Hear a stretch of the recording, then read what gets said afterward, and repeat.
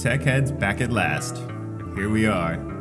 On this episode, we take a nice and chill look at data in SQL or SQL or structured query language or whatever it's called. We also briefly touch on pools and chlorine, and it updates us on our investment portfolio, and I throw a little shade at bright headlights on cars. This 4, 3, 2, is Tech 1, Heads. 1. So, here we go. How you all feel tonight? Let's get started. Tech Heads back once again. We're back after our 1 week break. Hope you could forgive us for that, because not only am I a new puppy dog dad, but Anna was just down Mexico way for a much deserved break. Can you tell us about your trip, Anna? How was it? Yeah. Well, first of all, thank you, thank you everybody for coming back, and I'm happy to, participate in another episode. I was just telling Victor, it's been almost 3 months since we started this, so that's very exciting. But my break was very, very, I think, deserved. I finished my semester in school, passed my classes, thank goodness. Yeah, fireworks after that semester. It was rough. And, now just looking ahead to the summer. But yeah, it was a, quick little trip down to Mexico. It was very nice. I was surprised at how, there's definitely like a sense of normalcy when it comes down to COVID and everything. You have to be careful, wear your mask and practice the the good old social distancing, measures that we know pretty well by now. But obviously, we were at a roomy resort, and there was plenty of space to, to spread out for everybody. So we just hung out at the pool and the beach, and it was really good. Weather was great. So, happy to be back, but not too happy. Well, lucky you.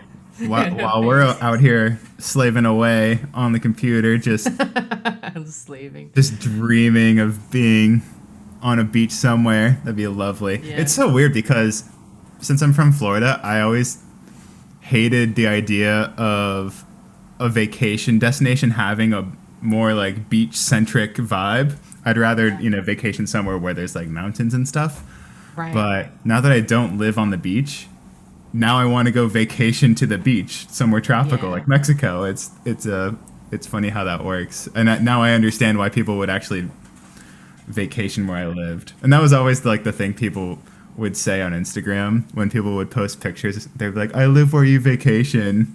Yeah, right. I mean, I was telling the folks that worked at the resort how obviously not that they take it for granted, but they're so used to it. The views are just amazing.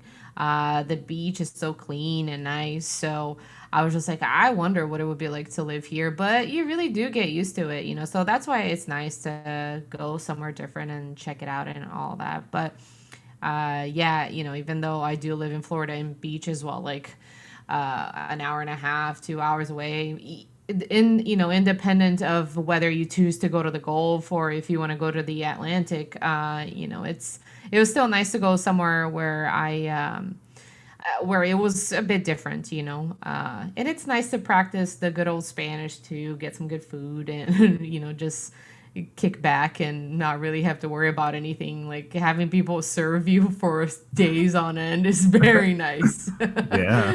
How many languages do you know? Like 3?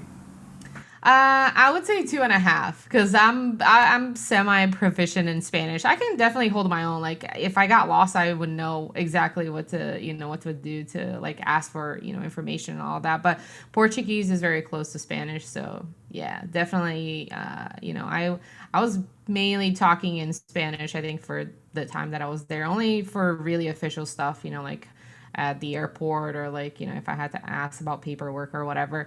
But other than that, everything was pretty, Espanol. Good to hear. I'm happy for you. You, of all people, deserved it. So congratulations. Thank and you. I'm glad you're still feeling good and got some sun I can see. So Yeah, right. very jealous over here as Million.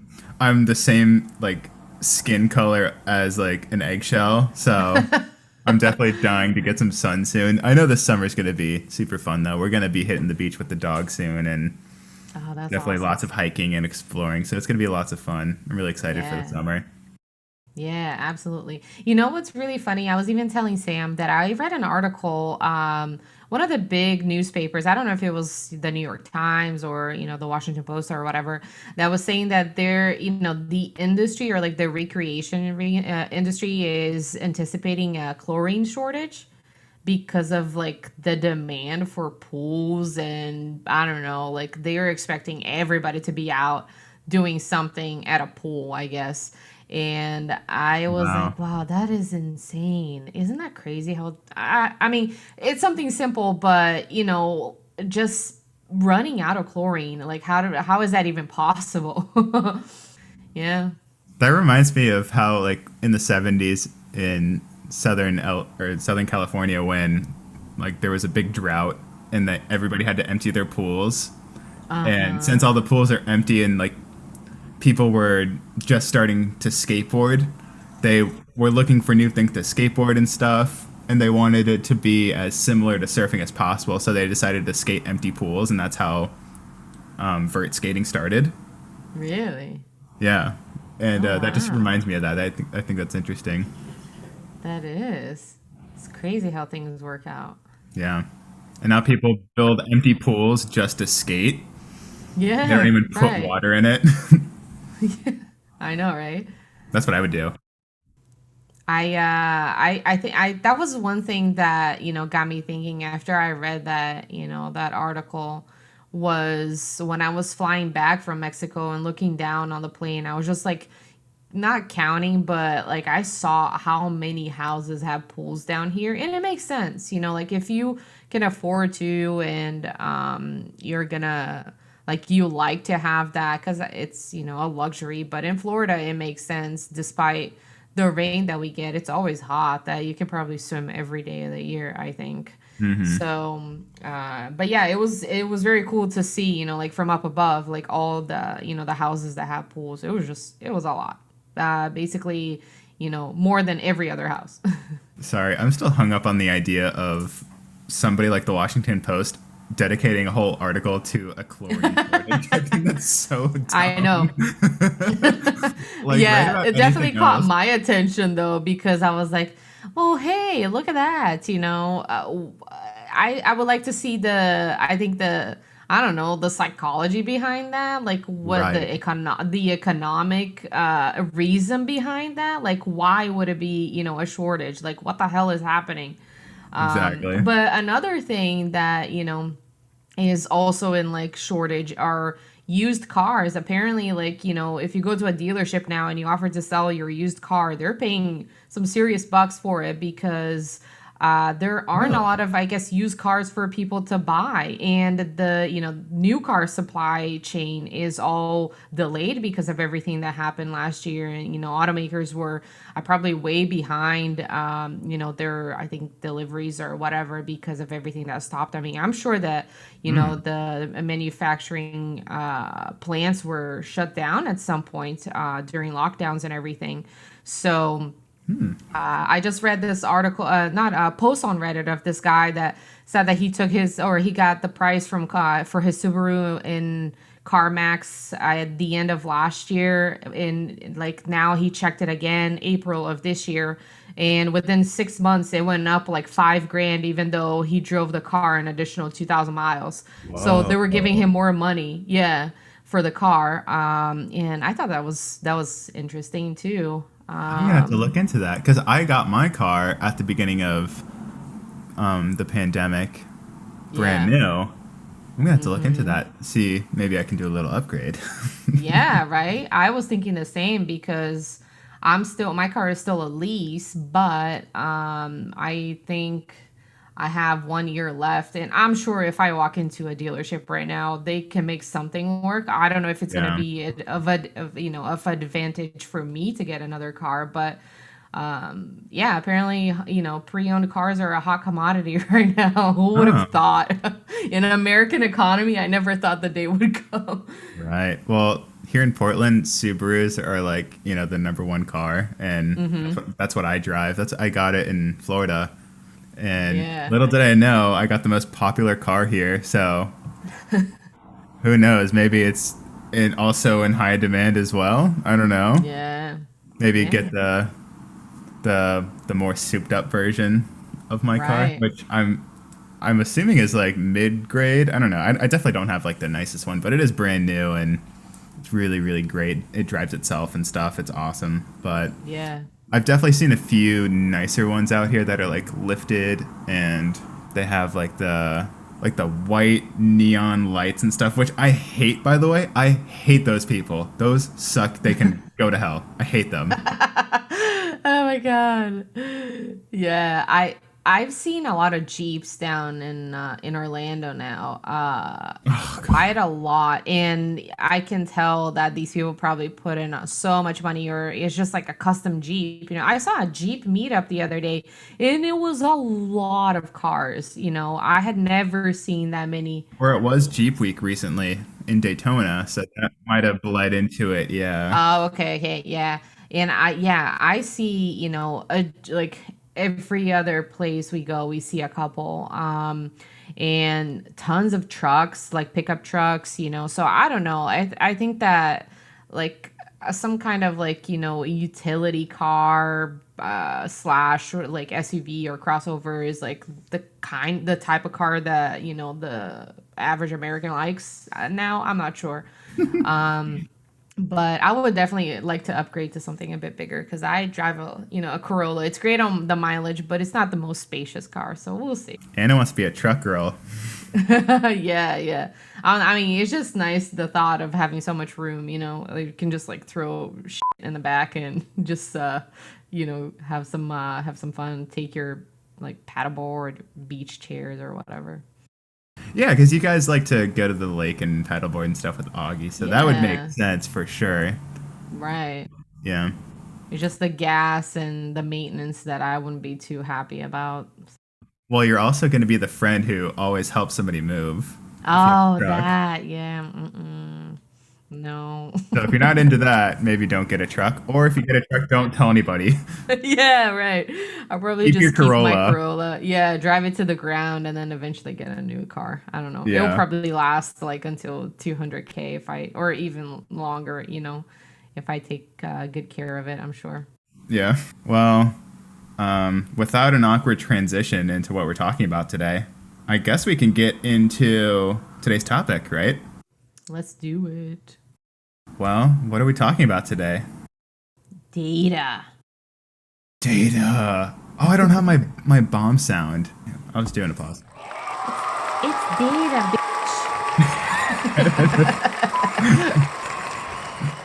Perfect. Yeah, we're talking about data and SQL or SQL. I don't know if either of those are more correct because I hear both all the time. Yeah, I think I say them interchangeably. It depends on the day, the moment. I would just go back and forth, really. See, for me, if it's Monday, I say SQL. Tuesday, I say SQL. Just kidding. Yeah. On the Monday, I say structured query language. Exactly, yeah. With my monocle. With your monocle and your calculator watch. Yeah, right. Yeah, so cat's out of the bag as usual. We're talking about SQL or SQL. But we can't talk about SQL. I'm going to say SQL for the show, I think. Okay, cool. Let's Yeah, do that. So I'll go with that. we can't talk about SQL without first at least touching on the subject of data, which is another one of those things where it's like really cheesy to actually try to explain. And you just feel like one of those videos where it's like, data is everywhere. Data is all around us. There's no escaping data. Like just Right. annoying to talk about because obviously we all know what data is, but literally everything tracks data, is data driven. holds data. I mean, it's how you sign into an app. It's how your car calculates your miles per gallon. It's how the world runs nowadays. It's how modern business is conducted. Without data, the world would be kaput, I think. Right. But the preferred method of storing and keeping track of this data is to use something called a database or databases. And to pull the data and take a deeper look at it, we actually use SQL to look at this data. And SQL is literally just a language that allows us to communicate with the relational databases. And you might ask yourself, what even is a database? Well, you can think about a database as a warehouse that, would have, art or construction supplies or, I don't know, anything. And within the warehouse, you have filing cabinets that would be the data tables in the database. And then within those filing cabinets, you have files, which would be the individual data. So databases are built using other languages like C, C++, or Java. But in order to access the data, we use SQL.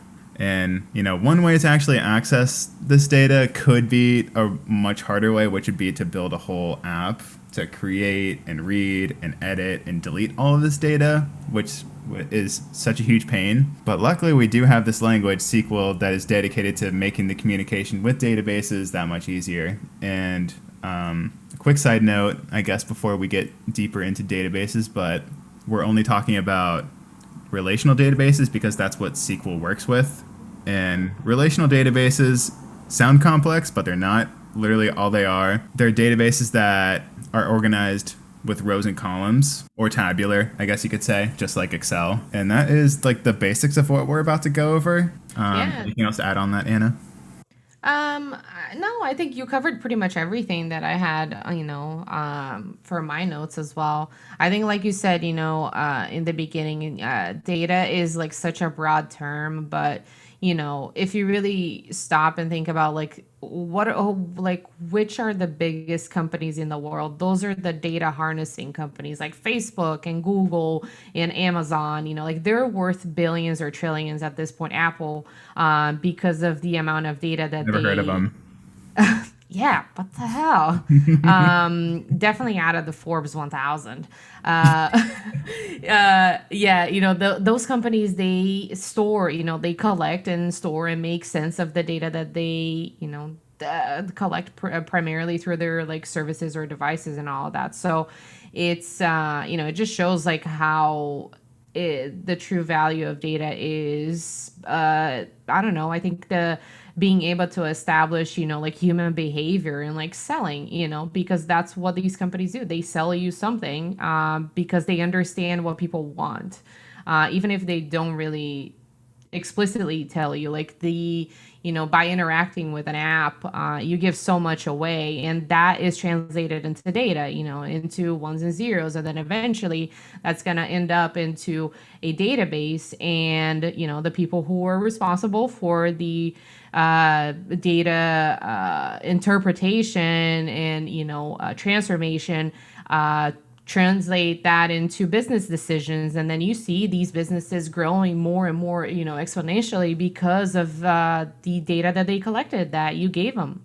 And it's I think recently I saw that like data is considered like the biggest asset in the world, and it's very much true. It just shows but it's shown by the fact that these companies are worth so much money because of what they primarily operate on, which is data. And it's surpassed oil in terms of worth, and probably by now lumber as well, because lumber is probably like a big asset at the moment. But yeah, regardless, it's it is like very, very important, very much a part of our lives now, and every business needs to have a strategy that is based on data and behavior to be able to kind of like predict, what's the best move for it in the future. So, obviously not a CEO is going to be running reports. You're going to have your data team, and then, data team has a data architect and your data analysts. And these people do know what SQL is. Some maybe a variation of it depending on the environment that they use, what kind of like ETL, program or platform they use, data warehousing, all of those tools and methods. But today we're going to talk about SQL, which is a relational data, relational language or sorry, a database that is of relational type, and one that I'm definitely most familiar with. But I think I also wanted to, just list out like a couple of other common types that are used out there are hierarchical databases, network object oriented, and NoSQL databases. But I think SQL is probably the first one that, a newbie will probably learn about, which is very easy to, I think, understand, because like you said, it is just you're querying, you're essentially asking the database a question by writing a SQL statement, and then it's just going to give you a response back. So I personally like it. I think it's very much like English. It's pretty legible. It's not like writing object oriented programming where it's not as high level. So it makes a lot of sense, but it can get very complicated. So obviously for the purpose of, this episode, don't want to scare anybody away, and we'll just keep it simple. Yeah. Well, before we even get into simple examples and basics of the syntax, I do want to say that this particular topic is something that I hold pretty near and dear to my heart, not only because it was, I think, one of the first topics in the boot camp where we covered back-end sort of stuff, but also because this is how Anna and I met. Yeah, that's true. At our last job together, we worked with data. We worked with SQL quite a bit when building things, mostly Anna, but, nevertheless, we worked on it together, and it was essential to build these tables. And essentially what we would do is have these reports and charts and tables and everything built that relied on very important and sometimes complicated queries that we would write, and this is, like she said, stuff that is how the higher up people in bigger companies make decisions for the future for the business. So, this stuff is in high demand, like she said, and it's really handy to learn, and it's not that hard. It doesn't take a rocket scientist to learn it whatsoever. Yeah. I bet, honestly, by the end of the episode, once we teach somebody a few basics without really too much studying or anything, somebody could really start applying to a data job if they have, at least a little bit of computer skills, and just see what happens. And, maybe even just look at the job descriptions and see what else is, essential for the position. But yeah, honestly, I don't think it's really that difficult to get into if you're passionate. Absolutely.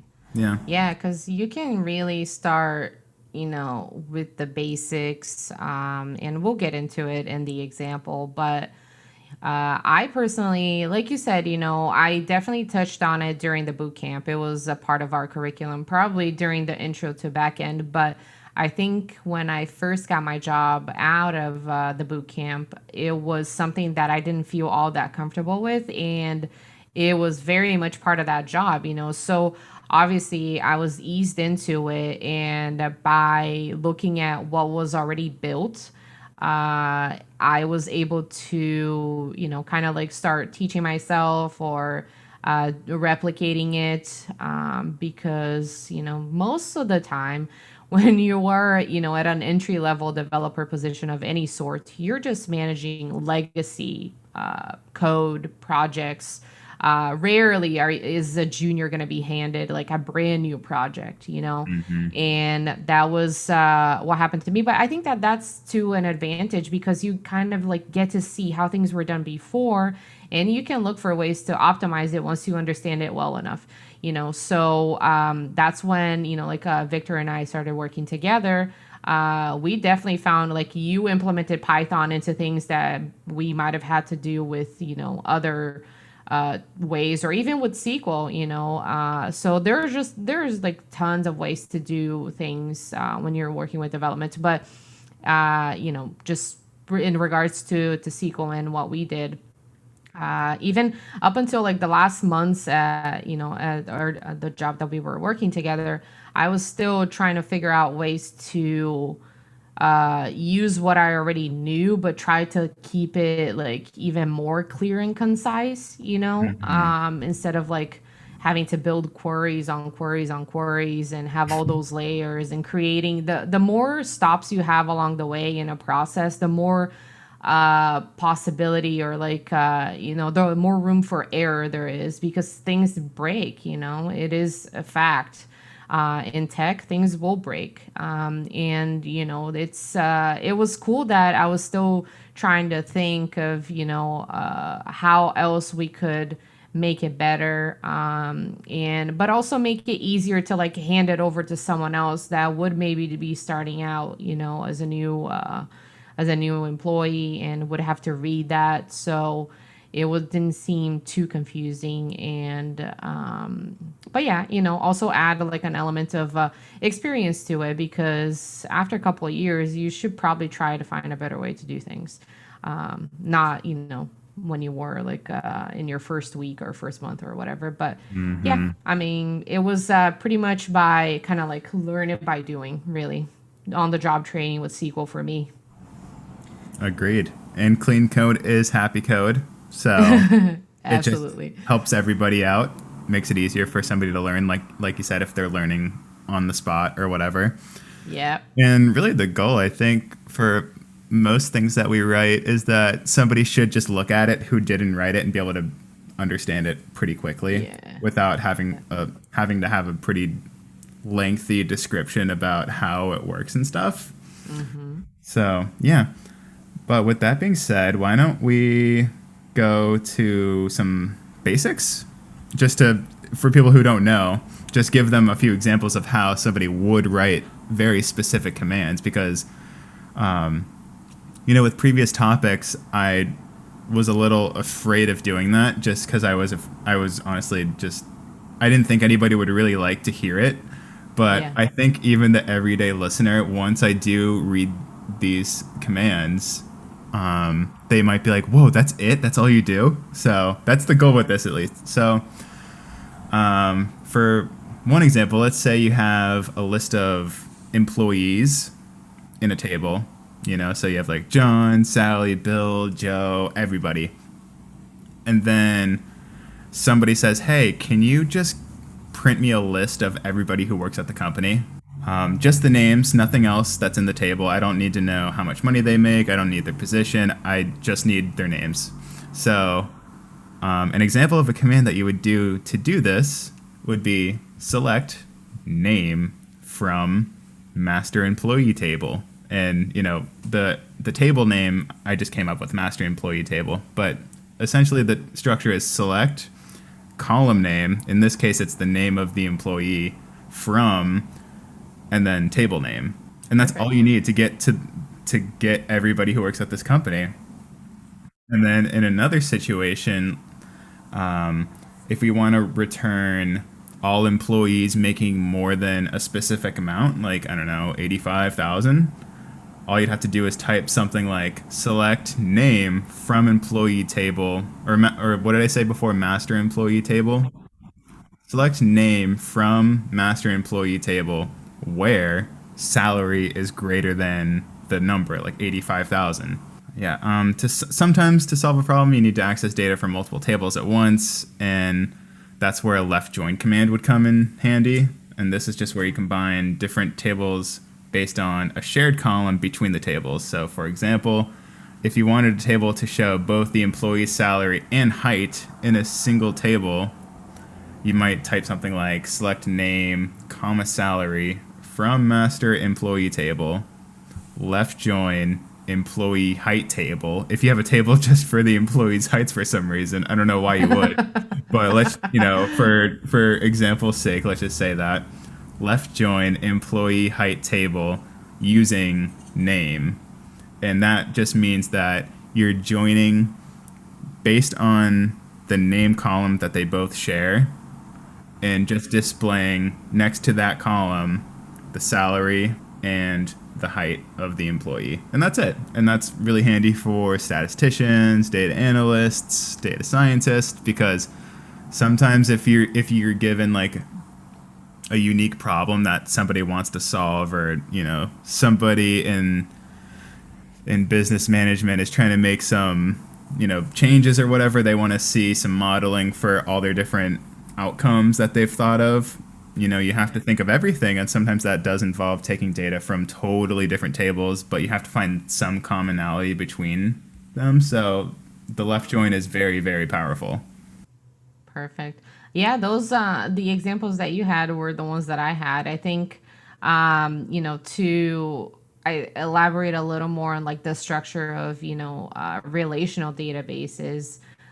You have your the structure, like you said, it is on columns and rows, and then you have your unique IDs that are called your keys, within those tables. That's where the whole relational comes up into play, where you need to establish a relationship between two tables for them to be able to join, whether you choose a left join, a right join, a full outer join, or an inner join.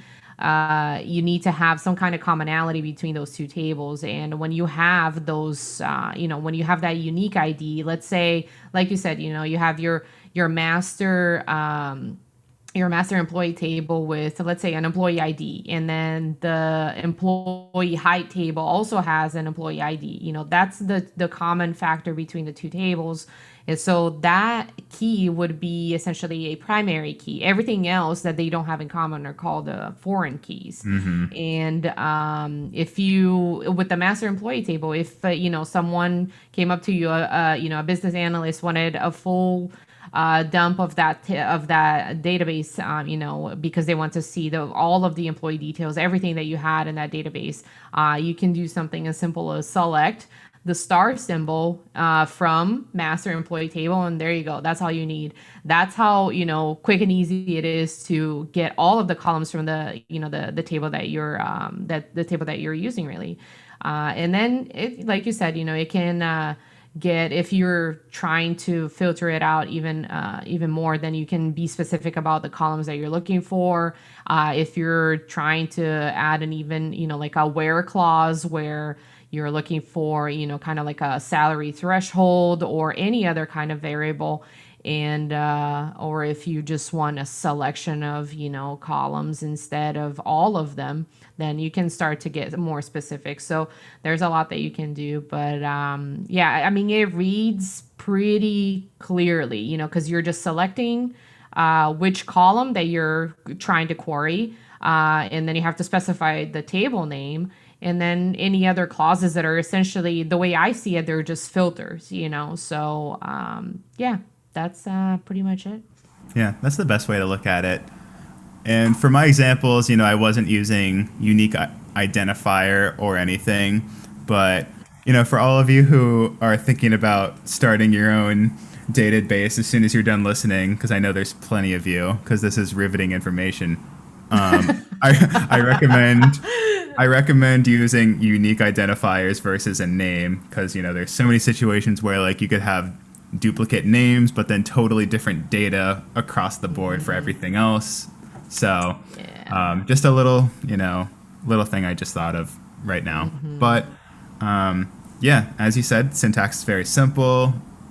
Introductory commands are very self-explanatory. It reads just as you would be doing the action, and it's in high demand because everybody wants to be on top of their data. So if you're thinking about a career in data, I would advise that you at least start with SQL. Oh, I have a joke actually, Anna. Oh, okay. A SQL query walks up to two tables at a bar and says, "Mind if I join you?" Oh, cute. I like that one. I wish I Oh, had I love that. the ba-dum-tsh. Yeah, right, right. The little drum. Future me added in. Oh, Okay, that's I like it. I like it. it's cute. It's cute. But Anna, I actually have a surprise for you. I have a couple of trivia questions for you regarding SQL. Okay. Are you ready to go?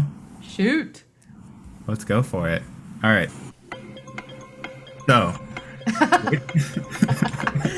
just to add a little suspense, I figured. Yeah, Okay. right. All right. Time's running out, Anna. Let's go. Which SQL statement is used to extract data from a database? Extract, get, select, or open? If you need me to Select. repeat, select. Final answer? Final.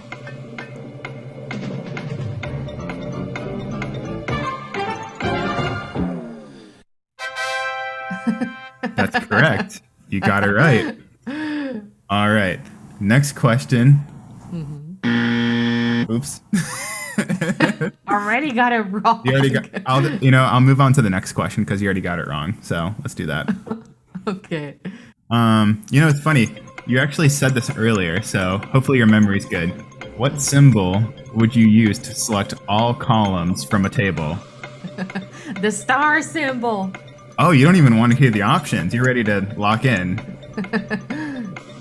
You're gonna go with the star symbol, aka the asterisk. Yeah. Final answer. The asterisk, right.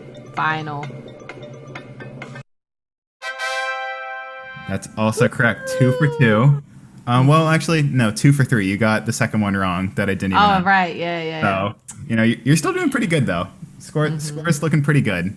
All right, next question. How would you return only different values? Select distinct, select unique, or select different? Select distinct. Select distinct. Final answer? Yes. Wow. 3 for 4. Doing great so far. You have one final question. Okay. Are you ready? Ready. All right, let's do it. For $1 million, what is the most common type of join? Join table, inside join, joined, or inner join? Inner join. You're going to go with inner join for your answer. Is that correct? Yeah. Mm-hmm. And I just have to say that you just won $1 million.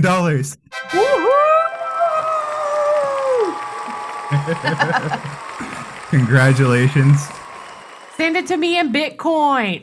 Bitcoin. Man, this is Who Wants to Be a Millionaire. This is 2005. We don't know what that is.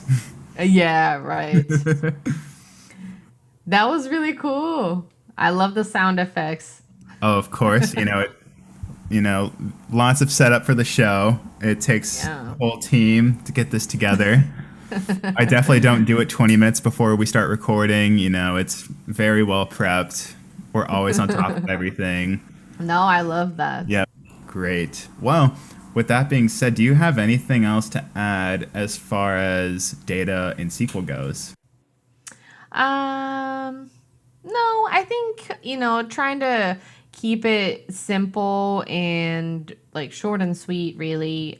Just, a quick intro. I think it's another one of those instances where it's good to, check out a couple of resources. I still visit, W3 schools or like Geeks for Geeks, like for basic information on even these topics, for visual purposes. Like I highly recommend going to, I think it's W3 schools.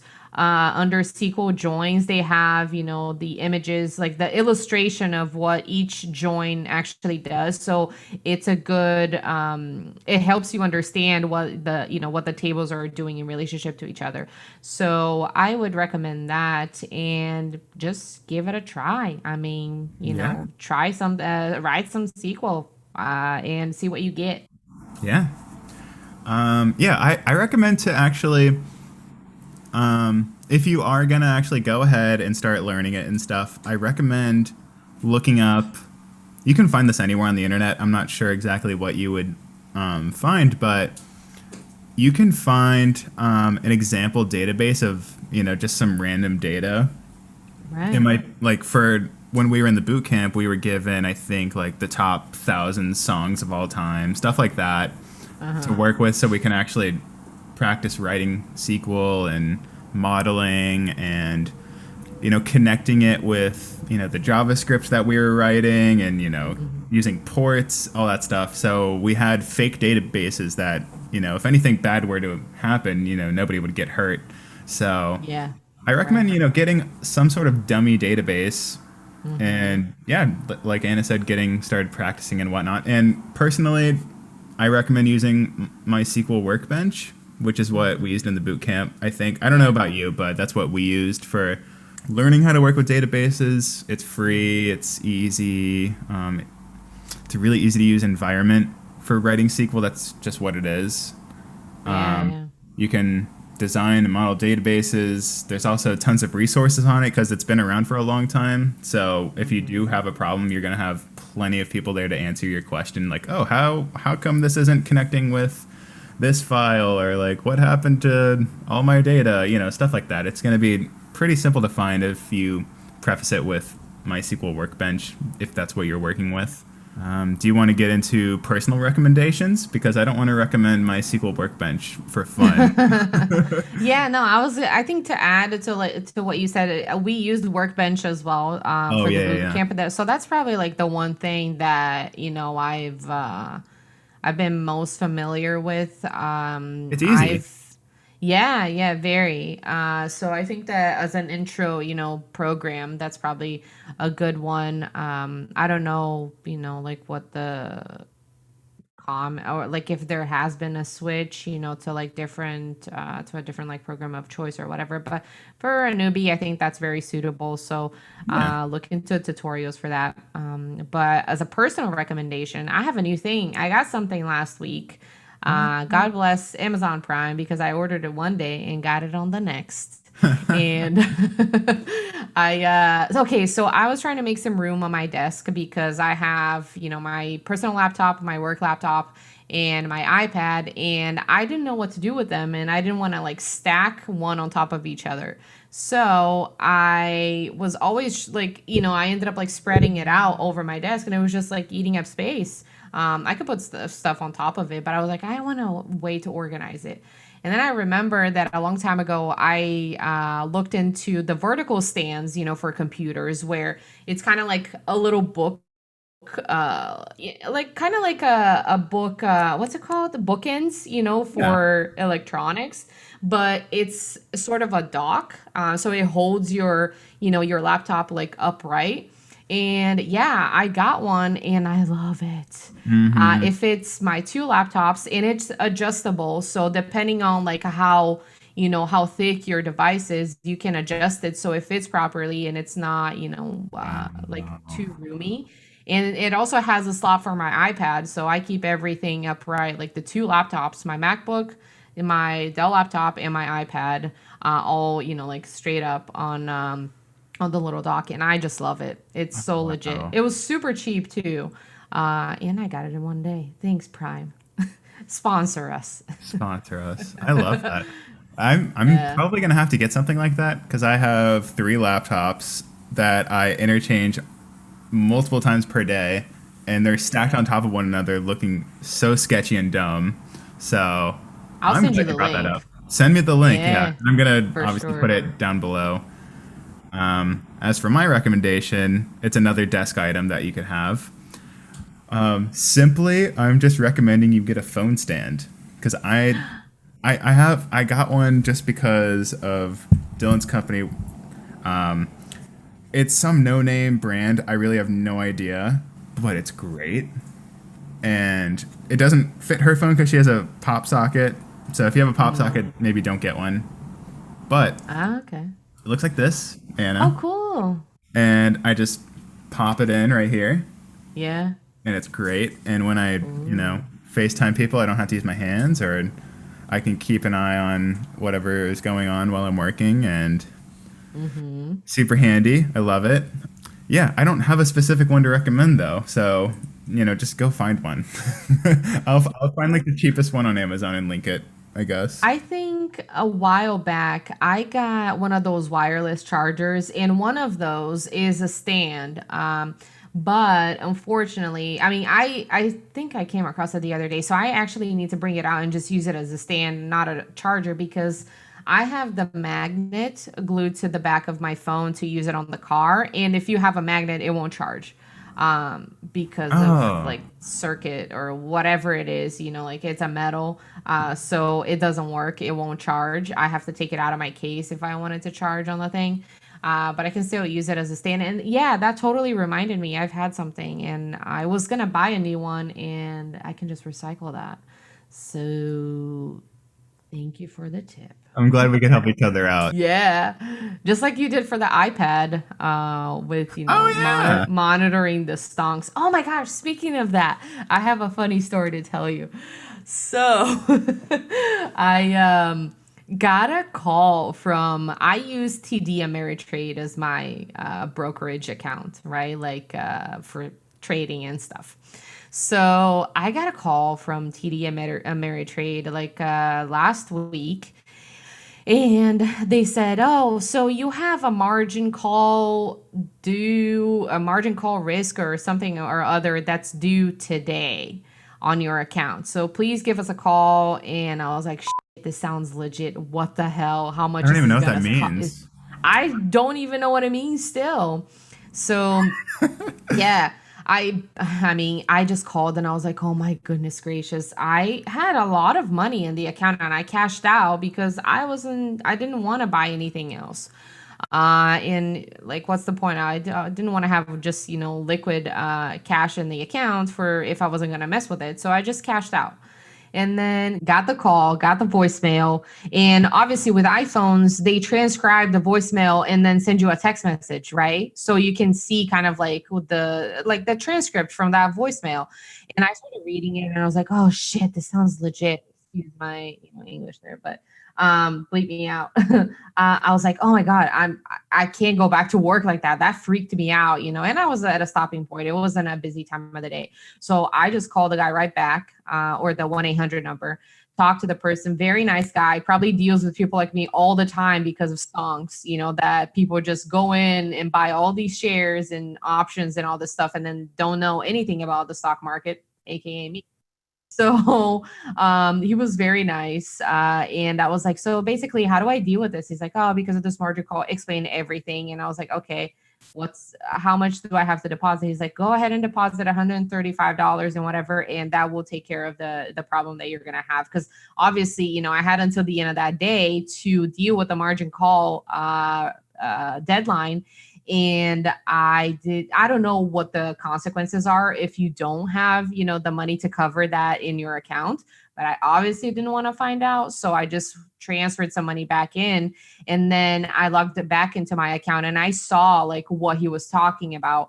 But I still don't fully understand or like what these deadlines are about margin calls. Hmm. So I was just like, "Oh my gosh, it's one of those things where you just have to be very careful with because they got popular, because of GameStop and in Wall Street bets and all this stuff. And obviously, I was naive, went in and put in the money that I could and got some money out of it.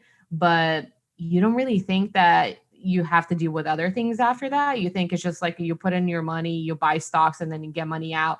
You don't really think of all the other things that you might have to consider, like taxes and, like Hmm. this that happened to me. So for me, luckily, it didn't cost that much. And I dealt with it. And then he's like, "As long as you covered this, this margin call thing today, you won't have to like, put any more money back in or anything like that."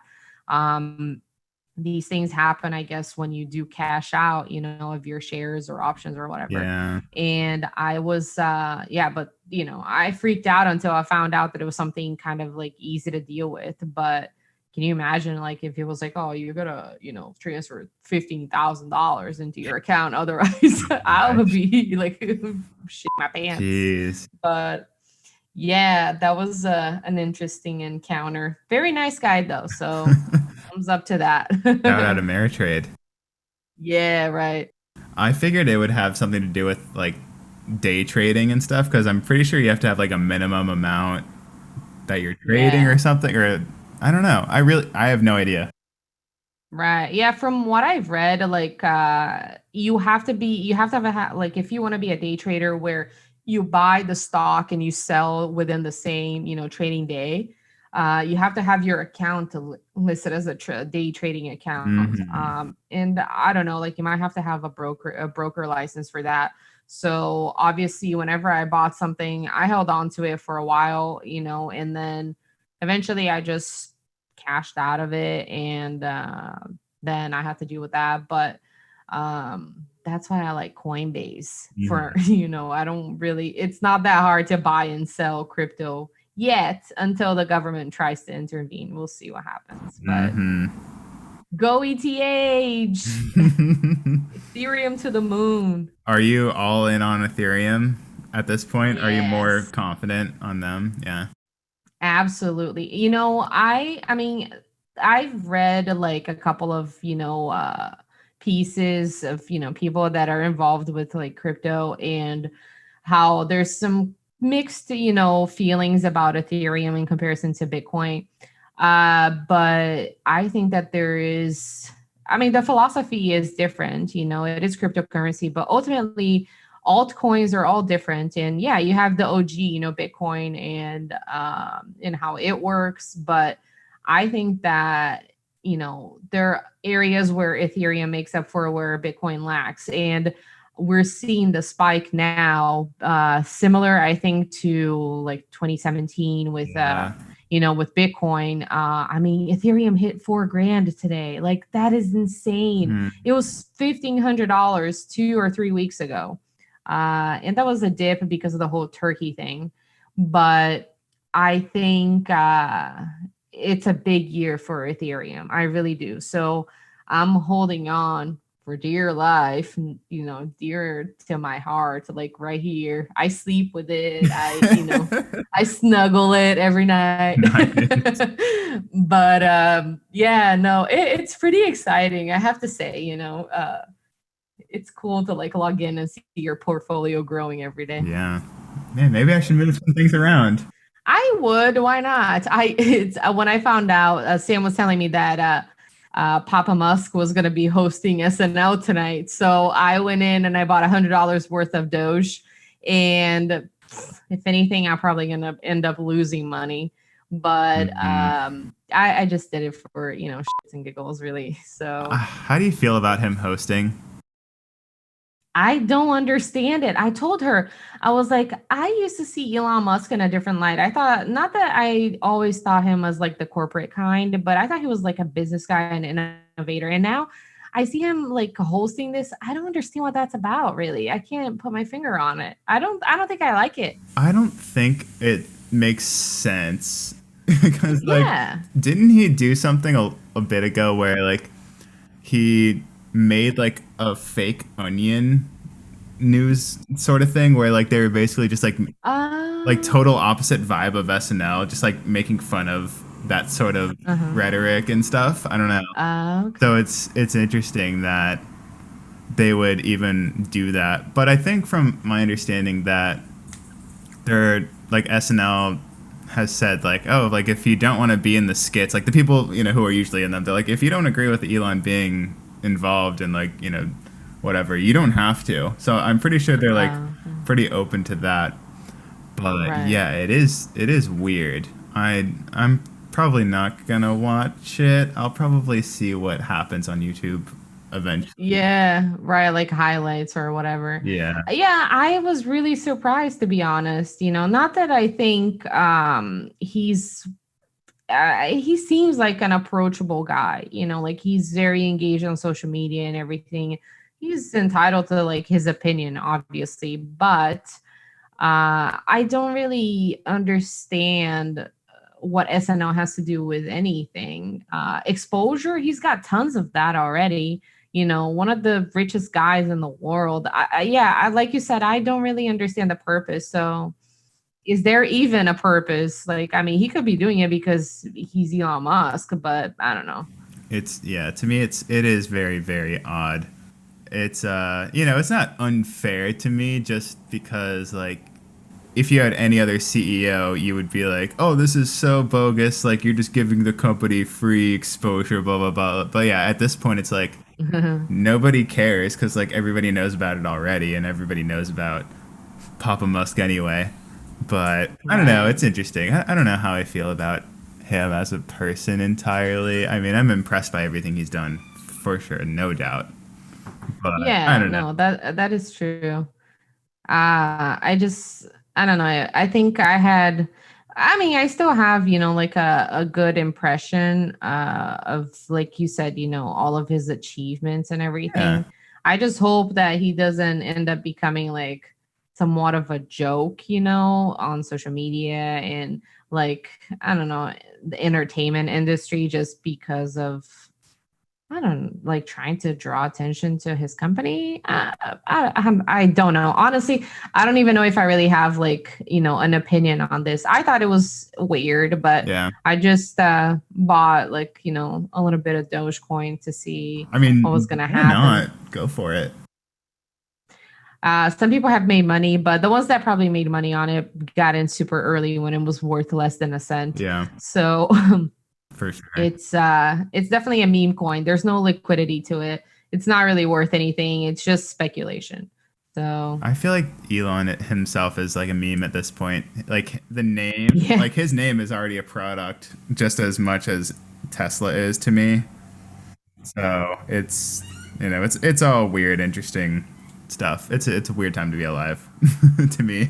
it is. That is for sure. You're right. Yeah. But yeah. Meanwhile, just I just buy some real coins, the ones that are gonna get me I don't know. I'll be able to quit my job, retire early. We'll see. Yeah. That's the goal. That's why I have my little Right. iPad on display just so I can see my retirement fund just grow and grow. Hmm. I got my Coinbase Pro account last week.